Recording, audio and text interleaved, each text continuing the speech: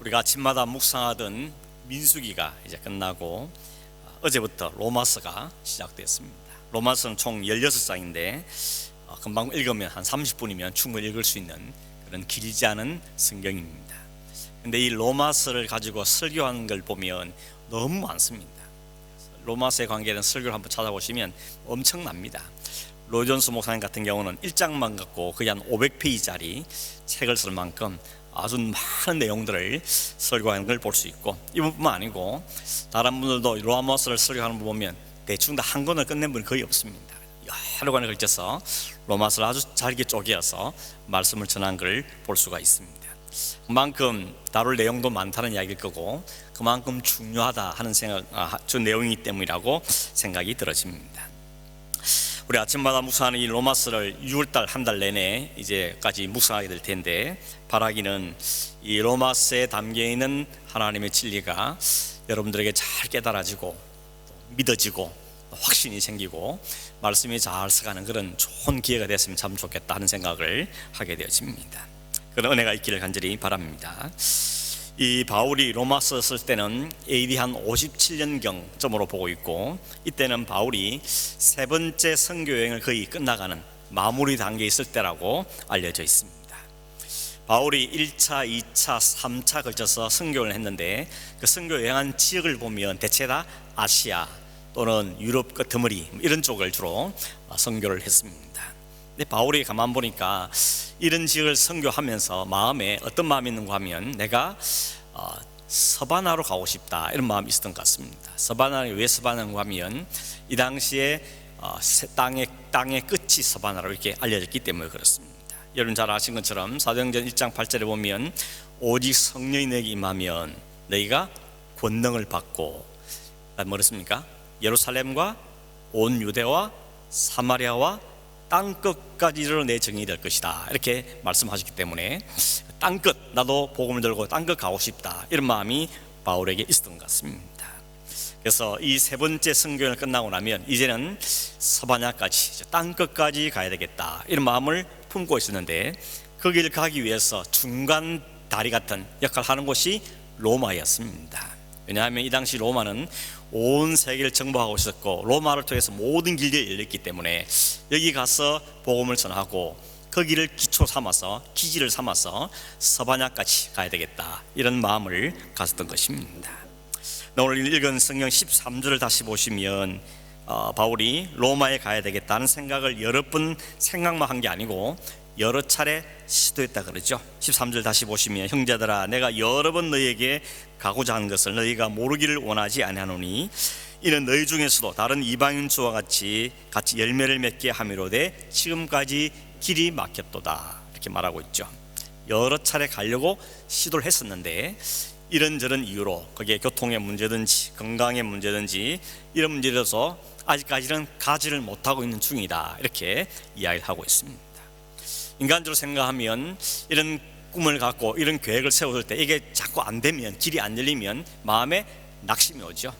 내가 무슨 내 좋으라고 하는 것도 아닌데 왜 이렇게 길이 안 열리는가 이런 생각을 할 수도 있습니다. 그런데 바울은 그렇지 않고, 오늘 편지를 읽어보면 이 모든 것들이 다 하나님의 섭리 아래 있다 하는 것을 바울은 인정을 하는 사람인 것을 알 수가 있습니다. 그래서 불평하거나 혹은 절망하거나 혹은 낙심하거나 포기하지 않고 하나님이 때를 열어줄 때까지 그 때를 기다리면서 마음을 품고 준비하고 있는 것을 우리가 알 수가 있는 것입니다. 이게 오늘 우리가 가져야 할 태도라는 생각이 들었습니다. 내 마음대로 내 생각대로 모든 게 다 되면 얼마나 좋겠습니까? 그러나 그게 좋으면 그게 되겠지만 하나님 보시기에는 그것이 다 좋은 것이 아니기 때문에 때때로 이 길을 막으시는 경우들이 참 많지 않습니까? 생각해보면 불완전한 내 마음대로 다 되는 것하고 완전하신 하나님 마음대로 되는 거 어느 게 더 안전하겠습니까? 하나님 마음대로 되어야 안전한 겁니다. 그게 결국 우리에게 좋은 길이 된다는 것입니다. 우리는 이게 알기는 하지만 실제로 실천은 잘 안 될 때가 많죠. 왜냐하면 우리 마음이 조급해가지고 이랬으면 좋겠는데 왜 안 될까? 좀 이게 빨리빨리 됐으면 좋겠는데 왜 이렇게 빨리 안 될까? 이런 조급증들이 우리에 있어서 때도 이게 빨리 안 되면 우리 마음에 실망이나 낙심하는 경우들이 많다는 것입니다. 근데 이걸 뒤집어 생각하면 결국 그게 우리 뭐가 문제인가 하면 이 모든 것이 하나님께 있고 하나님의 때에 하나님 원하신 대로 되는 거다 하는 이 믿음이 우리에게 부족하다는 결과를 낳게 되는 것이 아니겠습니까? 하나님의 모든 하나님께 있고 하나님 인도하심을 우리가 믿고 신뢰한다면 좀 여유가 있고 느긋해질 텐데 마음이 조급해지기 때문에 또 걱정이 많고 염려가 많은 상황에 처해지는 우리들이 되게 되는 것입니다. 그런데 여러분 10절에 보면 바울이 이렇게 말합니다. 어떻게 하든지 하나님의 뜻 안에서 로마로 갈 좋은 길이 열리기를 구하고 있다고 이야기합니다. 좋은 길이 열리기를 기도한다는 겁니다. 그 좋은 길이 어떤 길이겠습니까? 나중에 이미 우리가 사도행전을 통해서 알지만 바울이 로마를 가죠. 바울이 로마를 갈 때 어떻게 갔습니까? 자기가 원하는 방법, 원하는 때 가지 않고 원하지 않는 방법으로 가죠. 그게 뭔가 하면 죄수의 몸으로 묶여가지고 로마로 가게 되는 것입니다. 내가 바라는 것은 당당하게 선교사로서 복음을 가지고 로마로 들어가기를 원했는데 오히려 하나님이 그를 죄인의 몸으로 들어가게 만드십니다. 그게 좋은 길입니까? 좋은 길이었습니다. 왜냐하면 이 당시에 사도 바울을 못마땅해고 죽이려는 사람들이 가는 곳마다 있죠. 그래서 바울을 죽이려고 시도하는 사람이 참 많았기 때문에 하나님 보시기에 이 바울을 로마로 갈 때 가장 안전한 방법은 로마의 군인들에게 호의를 받으면서 죄수의 몸으로 가는 게 가장 안전한 길이었던 겁니다. 이게 우리의 생각과 완전히 초월하는 거죠. 우리는 우리 생각대로 우리 방법대로 되기를 원하지만 하나님은 하나님이 제시하신 좋은 길을 열어주시는 겁니다. 바울은 지금 그걸 기도하고 있는 거죠. 하나님 어느 때인지 모르겠지만 어떤 방법은 잘 모르겠지만 하나님께서 좋은 길을 열어주시길 원합니다 라고 그때를 기다리면서 기도하고 있었던 것을 보게 되는 겁니다. 동시에 9절에 보면 바울이 뭐라고 그러는가 하면 내가 그의 아들 복음 안에서 내가 심령으로 여기는 하나님이 나의 정인이 되시거니와 항상 내 기도에 쉬지 않고 너희를 말하고 있다고 말합니다. 이게 무슨 말입니까? 바울은 로마에 가본 적이 없습니다. 그러니 로마인 사람들 알지도 못합니다. 만난 적도 없습니다. 그럼에도 불구하고 내가 거기 갈게 확실하니까 하나님이 길을 열어줄 것인데 그때 너희를 만나러 갈 텐데 그 전까지 내가 너희를 항상 쉬지 않고 내 기도의 제목에 올려놓고 기도하고 있다고 이야기하고 있는 것입니다. 이게 참 얼마나 아름다운 모습이고 복된 모습인지 모르는 것입니다. 이 모습이면 우리에게 있어야 될 모습이라는 생각이 드는 것이죠. 개인적인 야망이나 개인적인 비전으로 거기 간다는 것이 아니고 그 로마에 있는 사람들에게 이 일을 갈 때에 하나님이 길을 주셔서 가게 인도해 주를 믿고 그때가 될 때까지 이 일을 위해서 가슴에 품고 기도하고 있는 이 모습이 참 우리에게 아름다운 모습이라고 말할 수가 있는 것입니다. 바울이 왜 이렇게 로마를 꼭 가고 싶어 하는가? 그 이유를 오늘 성경에서도 두 가지 이유를 찾아볼 수 있는데 첫 번째 이유는 11절에서 찾아볼 수 있습니다. 11절을 보시면 이렇게 돼 있죠. 내가 너희를 보기를 간절히 원하는 것은 어떤 신령한 은사를 너희에게 나누어 주어 너희를 견고하게 하려 함이라고 이야기하고 있습니다. 무슨 이야기입니까? 바울이 그렇게 그들에게 가고 싶어하는 이유는 뭔가 하면 그들에게 신령한 은사를 나누어 주어서 그들을 견고하게 하기 위한 것이 목적이라는 것입니다. 여기 말하는 신령한 은사라는 것은 설명이 복잡하지만 한마디로 딱 추격하면 그 안에는 복음을 전하겠다는 것입니다. 너희들에게 복음을 전해주겠다. 그리고 복음의 내용은 예수 그리스도시죠. 1장 2절에서 6절에 보면 복음이 뭐냐? 아들에 관한 거다 이야기했고 그 아들의 어떤 아들인가 하면 십자가에 죽으시고 부활하실 그 아들, 그게 대한 것이 복음의 엑기스라고 이야기하고 있습니다. 그걸 너희들에게 이야기해 주어서 이걸 듣고 너희들의 믿음이 견고해지길 내가 바란다는 겁니다. 그 목적 때문에 이 바울이 로마를 꼭 가겠다고 지금 이야기하고 있는 것입니다. 두 번째 이유는 12절에 있는데 12절에 보시면 이렇게 말하죠. 이는 내가 너희 가운데서 너희와 나의 믿음으로 말미암아 피차 안위함을 얻으려 함이다 이렇게 말합니다. 이 안위란 말은 다른 말로 바꾸면 격려란 말입니다. encourage란 말입니다. 피차 서로 간에 너와 내 서로 간에 서로 격려를 받기 위해서다 이렇게 이야기하고 있는 것입니다. 이 말 뜻이 뭐겠습니까? 바울이 로마에 가면 복음을 전할 것이고 그 복음이 너희를 견고하게 만들어서 너희 믿음이 아주 튼튼하게 될 건데 그것이 나의 위로가 된다는 것입니다. 바울이 그 말로 지금 이들에게 이야기하고 있는 것이죠. 여러분 사실은 바울이 3번이나 걸쳐 선교를 하면서 어려움이 참 많았지 않습니까? 가는 곳마다 환영하는 사람도 있었지만 그를 반대하고 거부하고 죽이는 사람도 참 많았습니다. 아주 고단한 선교 여행이었습니다. 그 중에서 가장 힘들었던 뭔가 하면 바울과 함께 했던 사람들이 그를 떠난 것이었습니다. 디모데서 4장 9절 11절 21절에 보면 바울이 아들같이 여기던 디모데에게 편지를 쓰는 가운데 그 아주 노년의 그 쓸쓸한 마음을 표현하는 것을 볼 수가 있습니다. 이렇게 말하죠. 너는 어서 속히 내게 오라. 데마는 이 세상을 사랑하여 나를 버리고 데살로니가로 갔고, 그레스게는 갈라디아로, 디도는 달마디아로 갔고, 누가만 나와 함께 있느니라. 너는 겨울 전에 어서 오라. 복음을 전한 것만도 쉽지 않은, 감당하기 쉽지 않은 일이었는데 함께한 사람들로부터 배신을 당하고 또 그들로부터 동족들에게 매를 맞고 옥에 갇히고 또 쫓겨다니고 도망다녔던 그 사도 바울이 천하의 바울이 할지라도 마음의 쓸쓸함과 외로움과 고독함은 어찌할 수 없는 것입니다. 그래서 젊은 이 디모데에게 너 속히 좀 나에게 와라. 겨울이 되기 전에 좀 왔으면 좋겠다. 뭡니까? 내가 위로를 받고 싶다는 것을 바울이 이야기하고 있는 것입니다. 바울이 쓴 편지에서 그는 종종 내가 두렵다, 떨린다 이런 표현을 쓰는 걸 볼 수 있습니다. 그리고 성도들에게 편지 쓰면서 나를 위해서도 좀 기도해 주십시오. 내가 담대하게 복음을 전하고 지치지 않고 이 길을 잘 걸어갈 수 있도록 나를 위해서 좀 기도해 주십시오. 이런 것을 편지에 쓰는 것을 볼 수가 있는 것입니다. 바울에게도 성도들의 위로가 필요했다는 이야기인 것이죠. 바울이 너무 힘겨우면 내가 이 길 언제까지 가야 되나, 어떻게 가야 되는가, 그만해야 되는 것인가, 이런 생각도 아마 물밀듯 몰려들었을 겁니다. 의문이 생기고 낙심도 되고 절망감도 생기게 되니 그때마다 위로자가 필요했다는 것입니다. 물론 위로부터 위로가 있죠.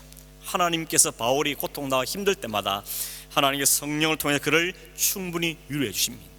동시에 바울은 성도들의 동력자들의 위로도 필요하다고 이야기하고 있는 것입니다. 그런 측면에서 오늘 우리는 위로자가 되어야 된다는 생각을 하게 됩니다. 왜냐하면 위로부터 부으신 하나의 은혜도 있지만 동력자들, 가족과 혹은 친지들과 성도들과 함들의 위로도 우리에게 필요하다는 사실을 이 바울을 통해서 우리가 배우게 되는 것입니다. 우리는 이야기하죠. 하나님 위로해 주실 겁니다. 하나님 위로가 있을 겁니다. 네, 맞습니다. 저는 당신 위로 좀 받고 싶습니다. 이런 마음이 드는 거죠. 하늘의 위로도 필요하지만 서로에게도 위로와 격려가 필요한 것이죠. 바울에게는 뭐가 가장 큰 위로라는 겁니까? 이런 거죠. 바울이 로마에 가서 그 성도들에게 하나님 복음의 말씀을 전하면 그 사람들이 그 말씀을 잘 받아들이고 그 말씀에 견고히 서가고 믿음이 쑥쑥 자라가면 그게 위로라는 것입니다. 뭐 음식 대접하고 그런 건 둘째 문제고, 그것보다도 훨씬 중요한 것은 믿음에 잘 서가면 그걸 보는 게 바울의 기쁨이고 바울의 위로가 된다는 것이. 그러니 서로가 피차가 위로가 된다고 말하는 겁니다. 여러분들은 복음을 듣고 견고하게 믿음에 세워서 감사하고 위로가 될 것이고, 나는 그런 일을 바라보면서 하나님의 은혜와 뿐만 아니라 당신들에게 위로를 받게 될 겁니다. 이 위로가 내게 필요합니다 하는 두 번째 이유를 이야기하고 있는 것입니다. 오늘 우리도 여러분 주위를 한번 돌아보면 우리의 위로가 필요한 사람이 분명히 보일 겁니다. 위로가 필요하지 않는 사람이 어디 있겠습니까? 가족 안에도 있고 친구 안에도 있고 또 교회 안에도 있을 겁니다. 서로 연약함 때문에 낙심하거나 실망할 것이 아니고 그를 바라볼 때 우리는 안타까워하고 그를 기도한 그런 동력의 관계를 가져야 되는 것이죠. 가장 가까이 있는 가족 안에서, 그리고 뭐 순 안에서, 그리고 우리 공동체 안에서 함께 일하는 그 안에서 서로에게 위로자가 되는 것은 너무너무 중요한 사실을 우리가 배우게 되는 것입니다. 여러분 위로자가 되길 바랍니다.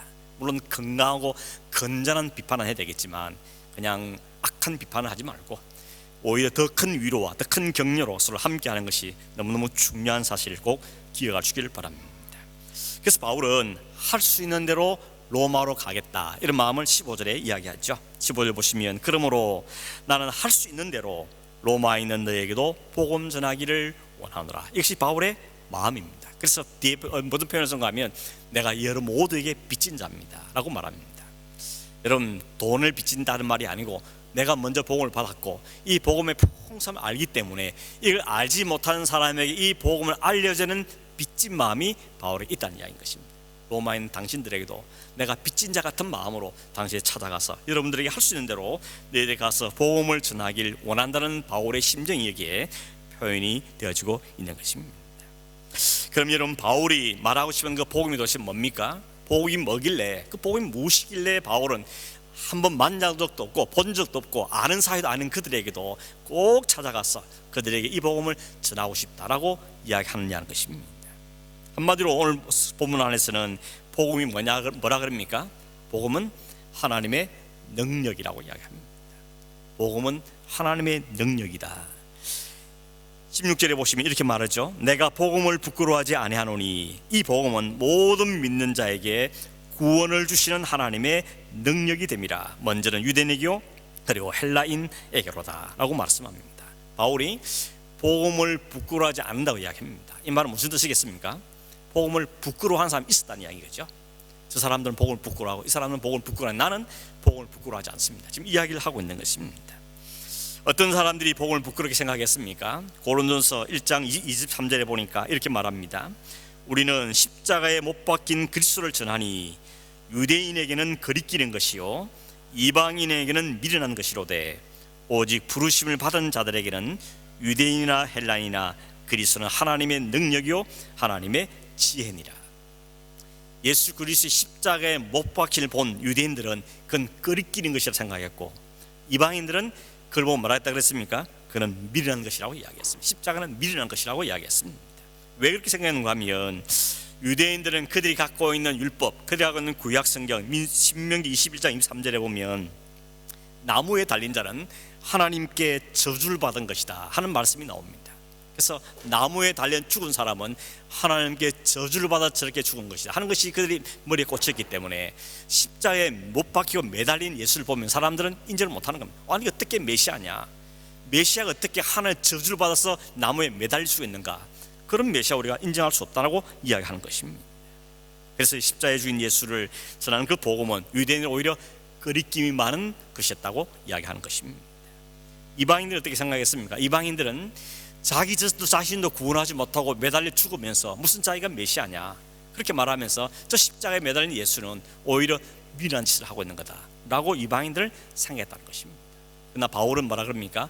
아니요, 유대인들은 그리끼 여기고 이방인들은 그것을 미련한 것을 말하지만 아니요, 나는 내게서 복음은 능력입니다. 모든 믿는 자에게 구원을 주시는 하나님의 능력이 바로 이 십자가에 있다고 그런 이야기하고 있는 것입니다. 내가 그 샘플이라는 겁니다. 나를 보면 안다고 이야기한 것입니다. 우리가 아는 것처럼 바울은 처음부터 예수를 믿는 사람 아니었죠. 오히려 그가 붙잡고 있는 것은 율법이었습니다.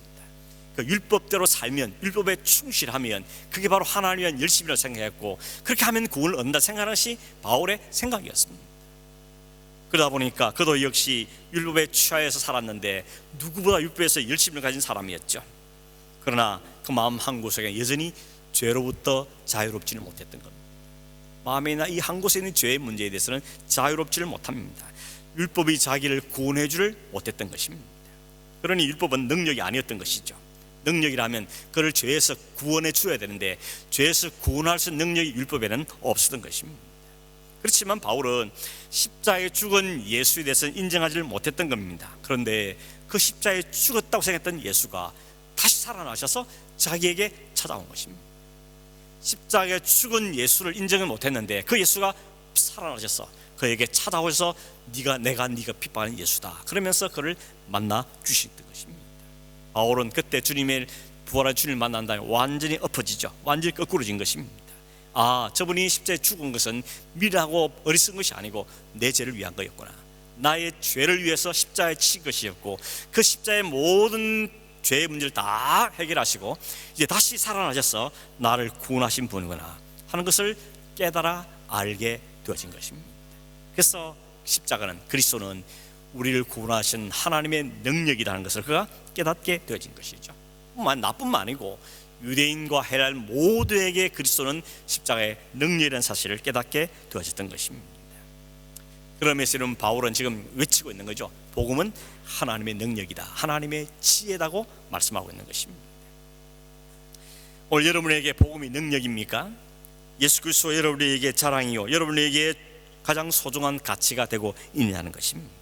만약에 바울처럼 복음은 나의 능력입니다 이런 고백을 할 수 없다면, 그런 고백이 안 된다면 아마 둘 중에 하나겠죠. 하나는 그 복음이 엉터리거나 복음이 부족하거나 복음이 충분하지 않기 때문이거나 아니면 복음에는 문제가 없는데 그 복음의 능력이 나에게는 아직도 그대로 다가오지 못하기 때문에 이런 일이 생긴다고 말할 수 있을 겁니다. 바울도 처음에는 그랬습니다. 바울도 처음에는 그 복음이라는 것이 자기하고는 상관없는 줄 생각했습니다. 그런데 그 십자가, 그 주님께서 자기를 찾아오셔서 자기를 완전히 뒤집어 놓은 것이죠. 그 주님을 만남으로 그는 완전히 죽어지고 그 안에 새 생명이 살아나게 된 것입니다.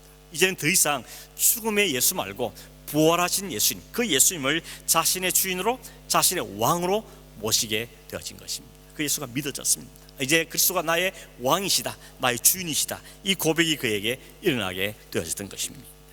그래서 이제는 더 이상 자기 야망이나 자기 신념은 없습니다.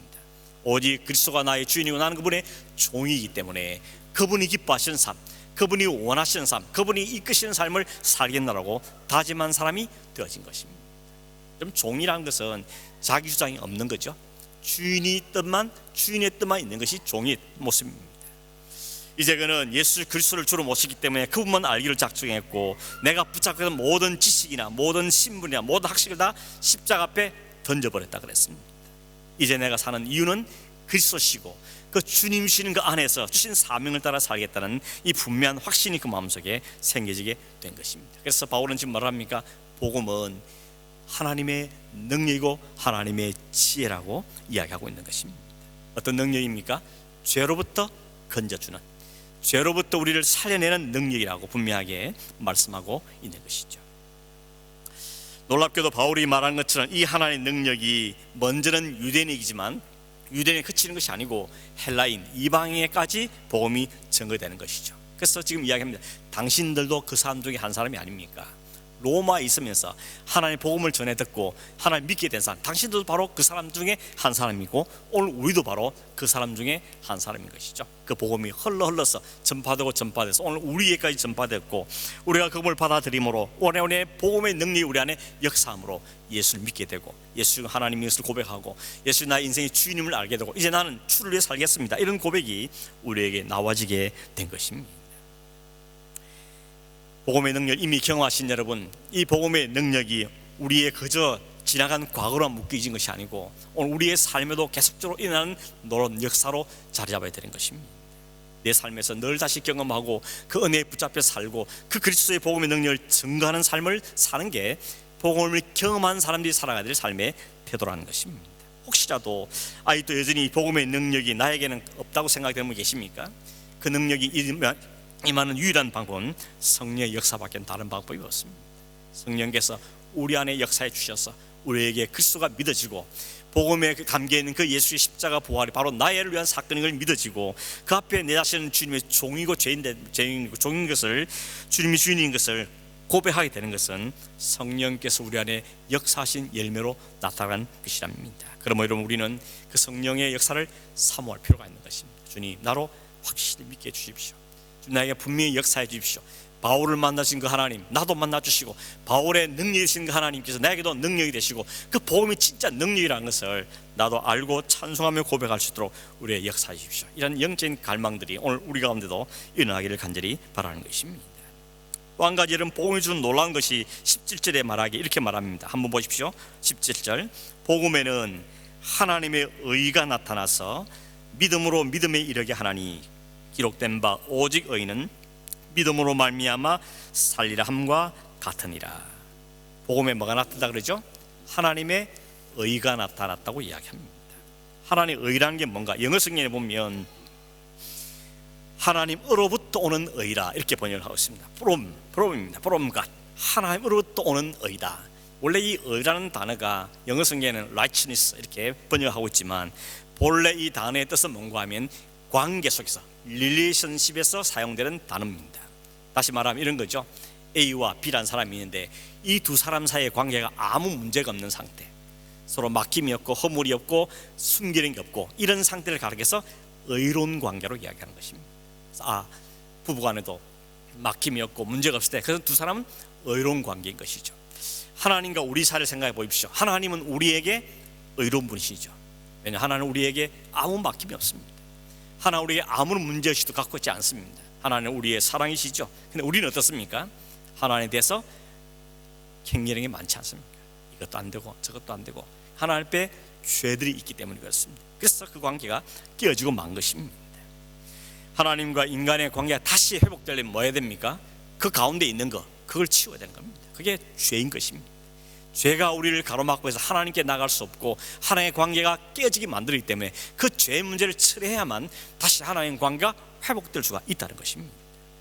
문제는 인간에서는 그 죄를 해결할 방법이 없는 거죠. 그래서 하나님의 의가 위로부터, 하나님으로부터 우리에게 주어진 것입니다. 하나님과 우리 삶에 맡긴 담을 헐어버리고 그 가운데 찾은 죄의 문제를 다 처리하심으로 다시 하나님과 우리의 관계를 의로운 관계로 만드시기 위해서, 우리를 의로운 사회로 불러주시기 위해서 하나님은 하늘로부터 보낸 의, 그가 바로 예수 그리스도였던 것이죠. 그 예수님이 오셔서 우리 안에 있는 이 모든 죄의 문제를 다 처리해 주심으로 이제 하나님의 관계를 다시 회복시켜 주시던 것이죠. 그래서 바울은 뭐라 합니까? 이 복음 안에는 하나님의 의가 있다는 것입니다. 하나님의 의로신 그리스도께서 오셨고 그 십자가, 그 부활은 바로 하나님의 의에 증거한 것을 우리에게 분명하게 말씀하고 있는 것이, 이것이 하나님의 지혜인 것입니다. 하나님의 복음의 능력이라고 말씀하고 있는 것입니다. 이 능력이 죄의 장벽을 허물었고 이 능력이 우리를 하나님의 의의 옷을 입히셨고 이 하나님의 의의 능력이 우리와 하나님 사이의 관계를 다시 회복시켜 주신 것입니다. 17절 뒷부분에 보면 그 의를 어떻게 받냐고 하는가 하면 이렇게 말하죠.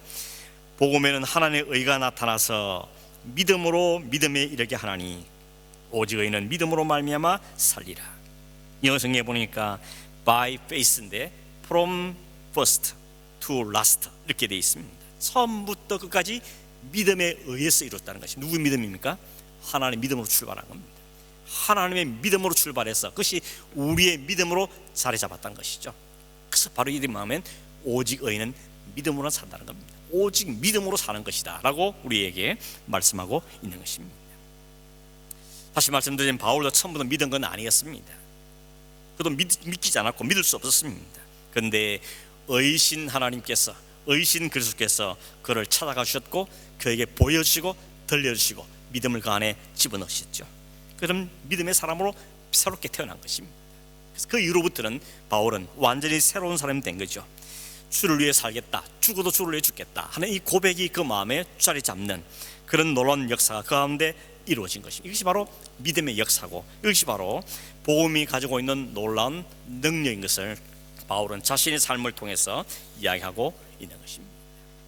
말씀을 정리하겠습니다. 여러분, 사도 바울은 지금 복음이란 이 두 단어에 완전히 꽂히는 사람이 되었습니다. 어떻게 가능했습니까? 하나님의 전적인 은혜였던 것이죠.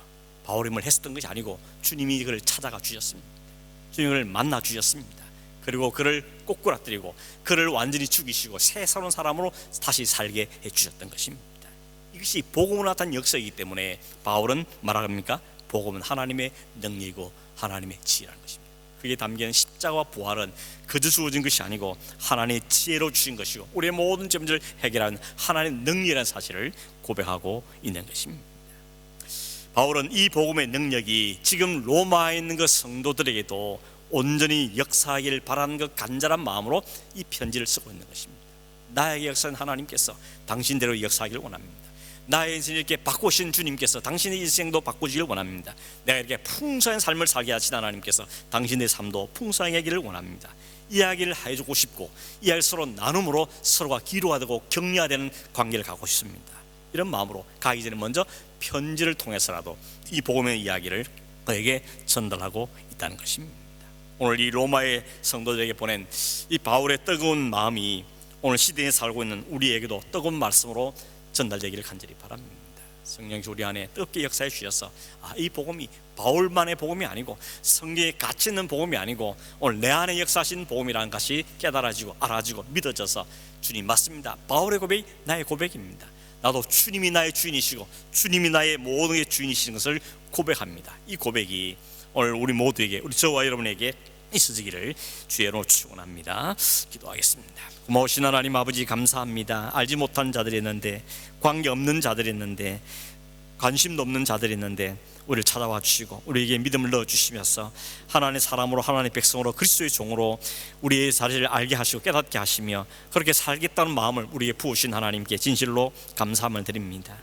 여전히 우리를 바라보면 부족한 점이 많고 아직도 그 복음의 능력이 우리 안에 온전히 역사한 같이 않아 보이는 일들이 참으로 많은 것을 고백합니다. 그러나 주님, 오늘 우리에게 말씀을 통하여서 사도 바울을 통해서 우리에게 분명하게 말씀하고 증거해 주셨사오니 이 말씀이 우리 안에도 놀랍게 역사하셔서 우리의 모든 삶의 목표와 방향이 바울 같은 이 믿음의 온전한 삶으로 나가는 저희들이 되기를 간절히 원합니다. 무엇보다는 그 복음의 능력이 우리 안에 역사하고 우리 가정 안에 역사하며 교회 안에 역사하며 이 시대 가운데 역사하심으로 주님이 큰 영광을 받으시고 우리는 의미가 있고 목표가 있고 분명한 가치를 갖고 살아가는 참된 그리스도인 삶을 살아가는 저희 되게 하여 주시옵소서. 예수님의 이름으로 기도하옵나이다. 아멘.